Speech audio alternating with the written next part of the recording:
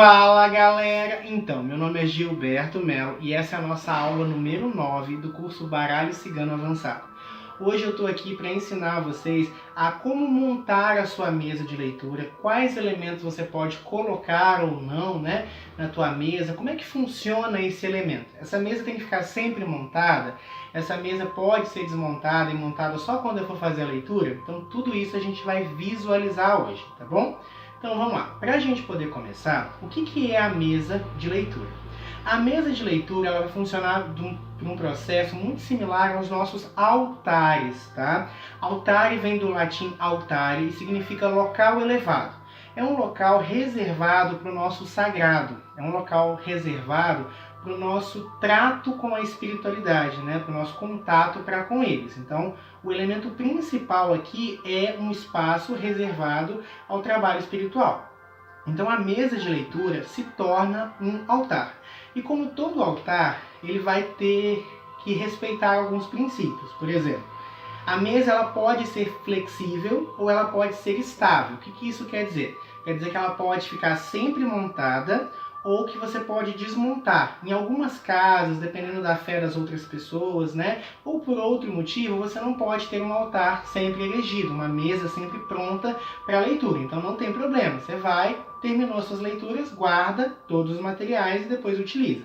Agora, você não pode, por exemplo, fazer uma leitura na mesa, enquanto você não monta não, mas aí você foi e montou e tal. Você não vai colocar ali elementos dispersos ao seu contato espiritual, você não vai pôr você não vai almoçar, se alimentar em cima dessa mesa, você não vai colocar, por exemplo, um boné em cima da mesa enquanto você está fazendo a leitura.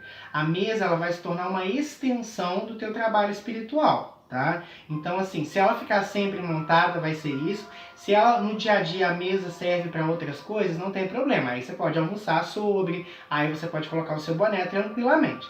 Porém, se ela está montada, já preparei tudo, eu não vou colocar mais nada em cima dela, a não ser os elementos que eu vou utilizar para minha proteção espiritual ou elementos que eu vou utilizar durante a consulta, tá? Então isso é muito importante que vocês se atenham a essa questão. Então vamos continuar.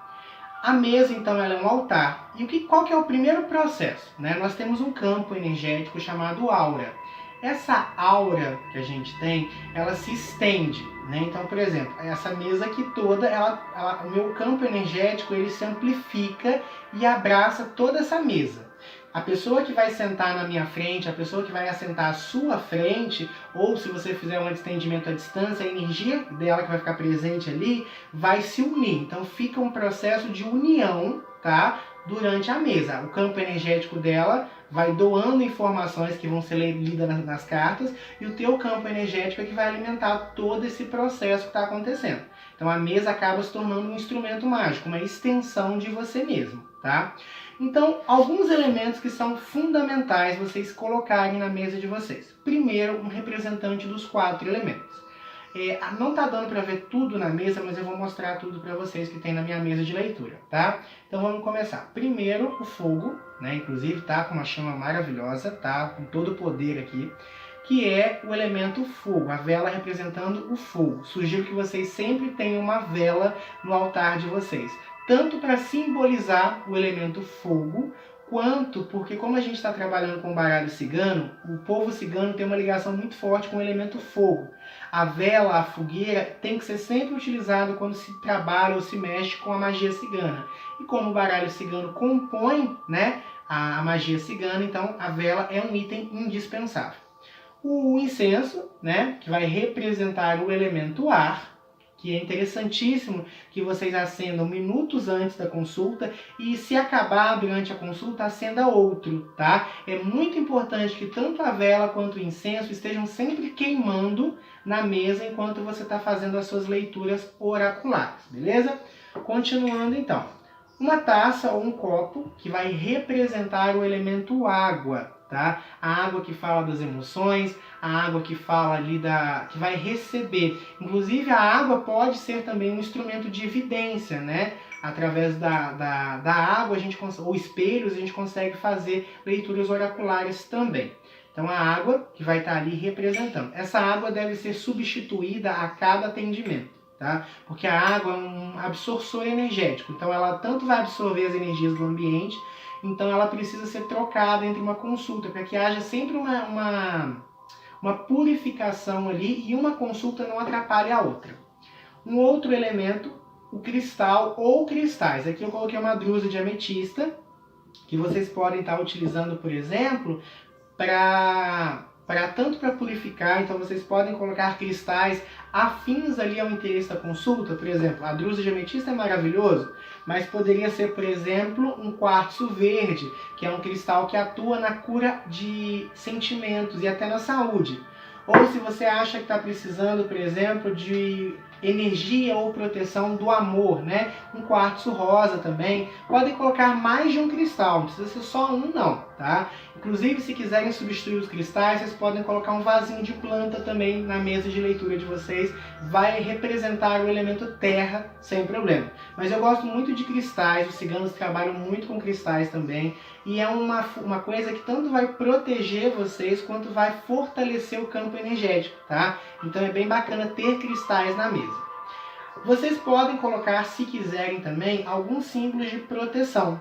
Um símbolo que os ciganos me ensinaram, né, e que é bem bacana, é uma adaga ou uma faca ritualística, sempre voltada, nesse caso, para o lado oposto a você. O corte tem que ficar para o outro lado, tá? Outros elementos ciganos que vocês podem utilizar, uma ferradura, por exemplo, que é um símbolo de sorte, proteção e prosperidade para o povo cigano. Vocês podem colocar também na sua mesa de leitura. Representação do seu cigano ou da sua cigana, que vocês podem colocar, tá? Então, podem colocar imagens ou representações do povo cigano na sua mesa de leitura. Seria bem interessante. Geralmente os ciganos trabalham em pares. Se você já sabe o nome do seu cigano, da sua cigana, pode colocar eles ali. Gilberto, eu ainda não sei. Pode colocar aquele que mais te chamar a atenção ou mesmo um genérico, tá? Só para representar eles. Gilberto, eu não tenho acesso a um local onde eu possa comprar ou eu não tenho condições financeiras nesse momento. Vocês podem imprimir uma imagem da internet com a foto de um cigano e a foto de uma cigana e colocar na sua mesa também, tá? Além do que, nenhum desses itens que eu narrei aqui, eles são indispensáveis. Vocês podem estar adquirindo eles pouco a pouco ao longo do tempo, tá? Não precisa ter pressa. Tá? Muitas das coisas que eu tenho hoje, né, para o meu trabalho espiritual foram adquiridas no decorrer do tempo, então não tenha pressa. No tempo de vocês, no ritmo de vocês, e o universo vai trazendo as coisas para vocês. Quem quiser também pode colocar uma imagem de Santa Sara Kali, tá? Na sua mesa de atendimentos, na sua mesa de leituras. Santa Sara é a santa padroeira do povo cigano, então é bem interessante, né? Quem quiser colocar ali um pouco da bênção, da força, do poder de Santa Sara também na mesa, seria muito interessante vocês colocarem. Se você estiver, como eu falei no último vídeo, de uma tradição mais cristianizada, mais católica, né? Vocês podem também estar colocando imagens do seu santo de devoção. Por exemplo, você pode colocar uma imagem de Nossa Senhora Aparecida, São Jorge, ou outro santo que você tenha uma devoção, um culto maior ali na sua mesa. Não há problema algum com isso, tá? É muito importante que vocês entendam que o que vocês vão colocar na mesa são elementos afins à sua fé, tá? É o seu trabalho. Na espiritualidade não tem uma regra, é assim, ponto. Não, cada pessoa, cada indivíduo é um ser único e a sua espiritualidade, por consequência, também o é única, tá bom? Vocês podem colocar também uma imagem de uma entidade que vocês trabalhem, que vocês tenham uma devoção, por exemplo, uma imagem de preto velho, ou de uma pombagira, ou de um Exu, ou de um caboclo, entendeu? Não importa, ou de uma imagem de Buda, se vocês quiserem. Se vocês tiverem, por exemplo, e quiserem colocar, essa aqui é uma fada, sabe, muito comum, elementais, imagens de bruxas, né? Qualquer coisa, gente, que remontem a sua espiritualidade, qualquer coisa que a sua intuição, né, te indicar a utilizar, vocês podem estar colocando na mesa de leitura de vocês, tá? Sem muita restrição, sem muito medo, deixa fluir. E pode ser que ao longo do tempo você mude, tá? Colocou um elemento agora, em algum momento você deixa de colocar ele, passe a colocar outros elementos. Então isso também não faz nenhuma restrição, nenhuma dificuldade. Podem colocar também outros oráculos na mesa. Por exemplo, aqui eu coloquei o tarô dos orixás, que é um outro baralho que eu jogo, e coloquei as runas também, né, que eu também gosto de jogar. Então, normalmente, quem trabalha com oráculo acaba também jogando outros oráculos complementares, então pode deixar eles juntos na mesma mesa que vocês utilizarem, tá bom? Então esses são os elementos principais, né, que eu acho que compõem uma mesa. Algumas questões que as pessoas costumam questionar também é sobre cores, né? Qual cor eu devo utilizar na mesa, na vela? De modo geral, os ciganos trabalham com todas as cores, mas cada cor tem um padrão energético que ressoa para cada questão. Então, uma técnica que eu dou para vocês é terem uma variedade de paleta de cores em velas, né? Para vocês poderem utilizar em cada contexto. E antes de cada leitura, consultar a sua intuição sobre a melhor cor. Eu uso essa técnica. Então, em alguns momentos eu coloco uma verde, em alguns momentos eu coloco uma vermelha, amarelo, laranja, dependendo ali do que a minha intuição me fala naquele momento. Vocês podem utilizar também conhecimentos de cromoterapia, por exemplo. Sabem que a consulta que você vai fazer vai girar muito em torno de amor. Então uma vela verde, uma vela rosa, sabe que vai girar muito em questões de prosperidade. Então uma vela dourada, uma vela marrom, uma vela amarela, vai girar em torno de saúde. Uma vela verde, uma vela roxa, entendeu? Uma cor muito genérica, né? Na verdade, duas cores muito genéricas que vocês podem trabalhar, assim, três, né? Você fala, você se decide, né, Gilberto? Mas é porque eu estou trazendo todas as informações aqui para ficar bem rico esse nosso curso, essa nossa aula. A cor vermelha, a vela de coloração vermelha, ela em si representa o elemento fogo, tá?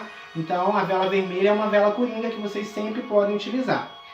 Além da vela vermelha, a vela branca é um excelente substituto para a ausência de cores. Não tem uma cor específica que você gostaria de trabalhar? Utilize o branco. Porque não sei se vocês lembram lá da aula de física, o branco é a somática de todas as cores. Então você consegue abstrair todos os raios de cores através do branco, tá? Continuando então, uma outra cor que vocês podem utilizar muito, né, sobretudo no contexto de baralho cigano, é a cor dourada. O dourado ele tem uma propriedade muito forte de trabalho com a egrégora cigana, com o povo cigano de modo geral. O dourado, então, é uma cor que vocês podem utilizar também de maneira geral, de modo genérico, tá bom? Isso é muito importante para vocês utilizarem. E o tecido, a mesma coisa. Vocês podem colocar ali uma cor vermelha. Geralmente, os ciganos trabalham muito com cores vivas. Então, a sugestão que eu dou sejam cores vivas e fortes, tá? Menos o branco. O branco, né, lembrando que a gente está estudando baralho cigano. O branco é muito comum, por exemplo, quem vai jogar búzios, quem vai jogar runas, mas o branco para o cigano significa luto. Então não é uma cor que a gente coloca muito quando se trabalha com a cultura cigana, tá? Cores vivas são muito legais. Azul, violeta. Violeta é uma cor maravilhosa, inclusive, que é uma cor de transmutação, uma cor de magia mesmo. Então vocês podem estar utilizando. E é isso, o sino é um elemento legal e os outros elementos que possam fazer sentido para você, que vão te proteger, que vão ampliar os seus poderes, as suas capacidades, símbolos devocionais particulares, elementos particulares, tá bom? Então, pessoal, por hoje é só. Espero que vocês tenham gostado da aula de hoje. Desejo que a grande Deus abençoe a todos vocês, que Santa Sara, padroeira dos ciganos, ilumine o nosso caminho e a gente se vê na próxima aula.